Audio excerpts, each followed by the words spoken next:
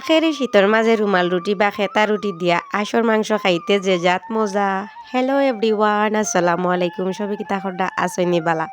সে কোন জায়গা থেকে, কোন দেশ থেকে, কোন সিটির থেকে, কোন এলাকার থেকে, বিশ্বের কোন জায়গা থেকে আমার এই সুন্দর সিলেটি ভাষার ভিডিওটা দেখরা অবশ্যই হইবা। যদি ভালো লাগে অবশ্যই শেয়ার করবা।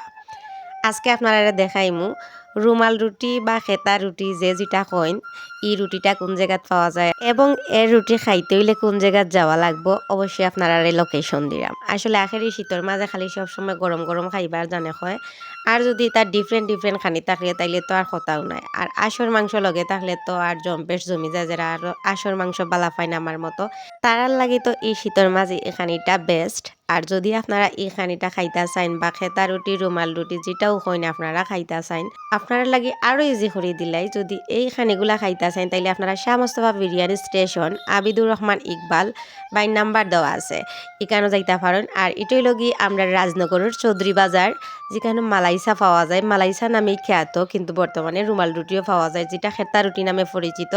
খেতার মতো দেখতে তার লাগে আমরা যে তিনজন সাংবাদিক ওখানে গেছিলাম, প্রোগ্রাম শেষে আমরা খাইবার খুব ইচ্ছে হয়েছে, ও বাদে আমরা তিনজন গেছি গিয়া আঁশর মাংস দিয়ে রুমাল রুটি খাইছি। রুমাল রুটি দেখতে আসলে পুরা একটা খেতার মতো অনেক বড় সাইজ, যার কারণে আমরা এটা আতো লইয়া এটারে লইয়া ফটোশ্যুট করছি এবং আপনারাও শেয়ার করছি যে এটা কত বড় হইতে পারে। আতো জরুর লইছি অনেক বড়।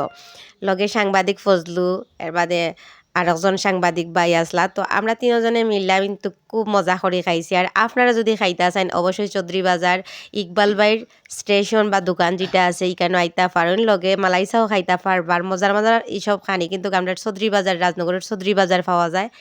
আর এই ধরনের সুন্দর সুন্দর আরও ভিডিও পাইতে চাইলে অবশ্যই ভিডিওটা শেয়ার করবা। সব ভালো থাকবা। আসসালামু আলাইকুম।